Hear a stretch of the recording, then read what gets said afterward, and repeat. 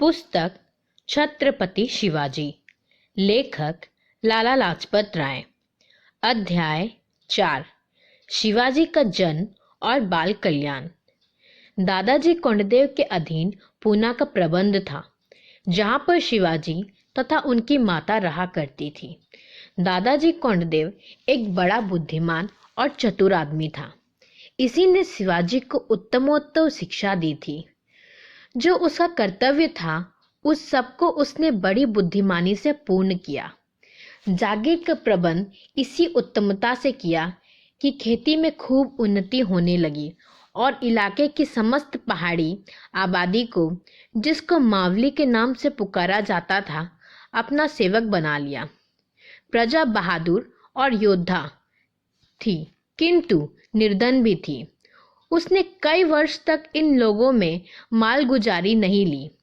प्रजा के बहुत से आदमियों को अपने यहाँ नौकर रखा और उनके पालन पोषण का प्रबंध किया। दादाजी कोंडदेव की यह दूरदर्शिता शिवाजी के काम आई।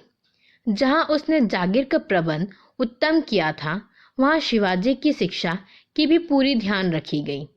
इस समय मराठाओं में पढ़ने लिखने की इतनी चर्चा नहीं थी, बल्कि युद्ध विद्या को ही प्रधान कर्तव्य समझा जाता था। शिवाजी बाल कल्याण में, घोड़े की सवारी में अद्वितीय थे, शस्त्र विद्या में अनुपम हो गए थे।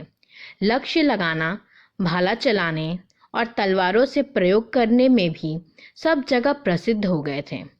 उन समस्त गुप्त रीतियों और हथकंडों को भी दादाजी कोंडदेव की कृपा से जान लिया, जो उन जैसे वीरों के लिए आवश्यक था।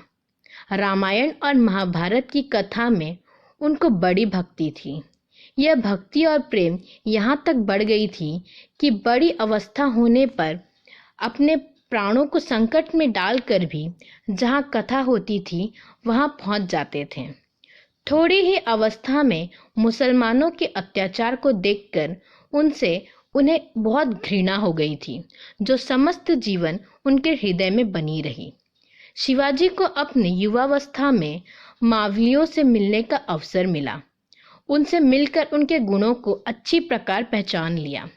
आरंभ से ही ऐसी मित्रता की कि अंत तक वे शिवाजी के सहायक बने रहे। जागीर के प्रबंध में भी दादाजी कोंडदेव ने शिवाजी को पूर्ण शिक्षित किया था, जिसके कारण वह सर्वप्रिय हो गए थे।